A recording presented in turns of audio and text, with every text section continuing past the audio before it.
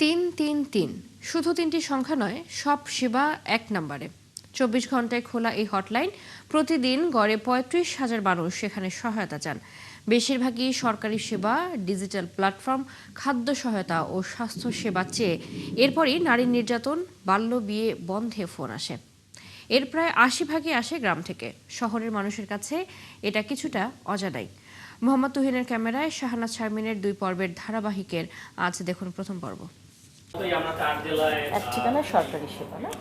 রাজধানীর কারণ বাজারে বিডিডিএল ভবনের ৫ তলার এই রুমটিতে ভিন্ন এক জগৎ। সবাই কম্পিউটারের সাথে কথা বলছেন প্রতি মুহূর্তে, যা চলে সারাদিন সারারাত। কি বলছেন, কাদের বলছেন? আসসালামু আলাইকুম, পিপল ফ্রি থেকে রিহাম বলছি। কিভাবে সহযোগিতা করতে পারি? নাগরিকদের সরকারি ও সামাজিক সুরক্ষা নিশ্চিত করার লক্ষ্যে ২০১৮ সালে এই হটলাইন চালু করে সরকারের এটুআই প্রকল্প। করোনাকালে স্বাস্থ্যসেবা, নোয়াখালীর বন্যায় ত্রাণ কার্যক্রম আর সর্বশেষ ভোটের সময় দারুণ কাজ করে 333। এখানে আসা ফোন কলের ৮০% করে গ্রাম অঞ্চলের মানুষেরা। সবচেয়ে বেশি আসে সরকারি সেবা ও ডিজিটাল প্ল্যাটফর্ম, এরপর খাদ্য সহায়তা, স্বাস্থ্যসেবা, নারী নির্যাতন ও বাল্যবিয়ে রোধ সংক্রান্ত, এরপরই পরিবেশ দূষণ আর আবহাওয়ার তথ্য জানতে কল আসে। এগিয়ে আছে ডিজিটাল কমার্স সেবাও। অপ্রয়োজনীয় কলও আসে ২১%। কিশোর ভাইটি ফোন করে বোনের বাল্যবিয়ে ঠেকাতে সহায়তা চায় 333-তে। পাশাপাশি কৃষক আর জেলে জানতে চায় আবহাওয়া আর দুর্যোগের খবর। একজন ভাই, তার বয়সও 18 হয়নি, আর বোনের বয়স তো অবশ্যই 18 নয়, সে কল করেছিলেন। তাদের যশোর অভয়নগর উপজেলা ছিল সেখানকার। তো সে কল করে বলছিল যে তার বোনের বয়স এখনো 18 হয়নি, কিন্তু বাবা মা একটু জোর করে বিয়ে ঠিক করেছেন, এবং ছেলেটি বইয়ের মাধ্যমে আমাদের নাম্বারটি জানেন। নদীতে মাছ ধরতে যায়, তখন আমাদের কাছে ওয়েদার আপডেটটা জানে যে বৃষ্টি কখন হতে পারে, বা তারপরে কৃষক লেভেলের যারা আছে তারা অনেক সময় বৃষ্টিটা তো ধান বা বীজ রোপণের সাথে সম্পৃক্ত আছে। নারীরা প্রতিনিয়ত নির্যাতনের শিকার হচ্ছে শারীরিকভাবে।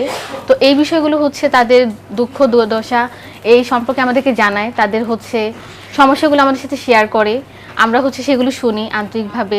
সেবা চালুর ৬ বছরের মাথায় এ সম্পর্কে কতটা জানে মানুষ? 333-তে যে কি আমরা পাবো, ওই যে উপকার, ওইটা তো জানি না আমরা এখনো পর্যন্ত। আমি 2টা নাম্বারই জানি, একটা ভোক্তা অধিকারের আর একটা জাতীয় জরুরি সেবা 999। শুধু 999 ওইটাই জানা আছে, এছাড়া অন্য যে সরকার কোনো কোড আছে বাকি এটা আমার জানা নাই। এমনি তো আমরা ওই 999-এ পুলিশের, তারপর ফায়ার সার্ভিস, তারপরে কোনো মেডিকেল কোনো হলে এটা আমরা জানতাম। তো 333 জানতাম না সেমিক সেবা হবে। কোনো সময় বিপদে পড়লে সরকারের ইয়াতে আমি জানিও না, আমি শুনিও না। তবে উটকো কলেরও যন্ত্রণার অভাব নেই। বান্ধবীর বিয়ে ঠেকানো কিংবা বউ চেয়ে, অথবা ফোনের রিচার্জ কিংবা প্রেম করার আবদার জানিয়েও কল আসে, যা সত্যিকারের সাহায্য প্রার্থীকে ফোন কলে অপেক্ষায় রাখছে। কল করে হাসি ঠাট্টা করে, অহেতুক কথা বলে, যেমন বিয়ে করতে চাই, আমার বাবা মা বিয়ে দিচ্ছে না। টিনেজার যে স্টুডেন্টগুলো আছে ওরা কল করে বলে ওর গার্লফ্রেন্ডের বিয়ে হয়ে যাচ্ছে, সমাধান কি? তো এই ধরনের উত্তক্তগুলো আমাদেরকে বেশি করে। দেখা যাচ্ছে স্কুল যে সময়টা হয় তখন দেখা যাচ্ছে নিজেরা বন্ধুবান্ধব মিলে এই কলগুলো করে আমাদেরকে। আমাদের কাছে কল করে বলে, আমি নাম্বার বলছি, আপনি আমাকে রিচার্জ করে দেন, বা আপনি আমাকে কিছু টাকা দেন। যারা ফোন করছে তারা কিভাবে এবং কতটা সেবা পাচ্ছে? বিভিন্ন সামাজিক সমস্যা নিয়ে আমরা অভিযোগগুলো রাখি আমাদের এখানে, যেমন ধরেন বাল্যবিবাহ, নারী নির্যাতন, মাদক ব্যবসায়ীর বিরুদ্ধে অভিযোগ, পরিবেশ দূষণের বিভিন্ন অভিযোগ আমরা রাখি।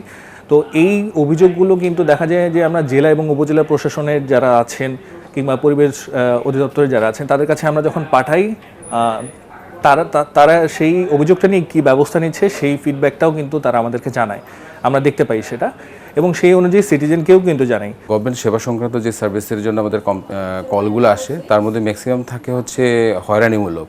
তো হয়রানির মধ্যে পরে যে কাস্টমার যে নাগরিক যে সেবা নিতে যাচ্ছে সে সেবাটা সম্পর্কিত প্রসেসটা জানে না।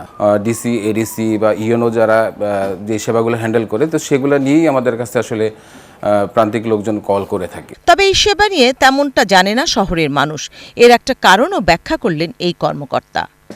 প্রচারণা যেটা দরকার সেই জিনিসটা কম হয়েছে, কিন্তু রুরালের ক্ষেত্রে যে জিনিসটা হয়েছে সেটা তাদের যে একদম ধরেন একটা কোর প্রবলেম সমস্যা, সেই সমস্যাটা তারা টপকায় যে আপনার ইউনোর কাছে যাবে সেই ক্ষমতাটা নাই, কিন্তু তারা একটা ওয়ে খুঁজে যে আমি কিভাবে তার কাছে যেতে পারি। সেইটা 333 তারা একটা ওয়ে পেয়ে গেছে যে 333 সাথে কানেক্ট হতে পেরেছে এবং 333 কে তারা এটা জানায়। এক ছাতার নিচে সরকারের সকল সেবা যা প্রতিটি নাগরিকের অধিকার নিশ্চিতে কাজ করছে। তবে বারবার প্রকল্পের মেয়াদ শেষ হয়ে যাওয়ায় অনিশ্চয়তায় পড়ছে এই সেবা আর কমছে লোকবল। কেন, এর উত্তর জানাবো আগামী পর্বে। সাড়া না পেয়ে পরবর্তী কলে যাচ্ছি। ধন্যবাদ। শানা শারমিন, ৭১, ঢাকা।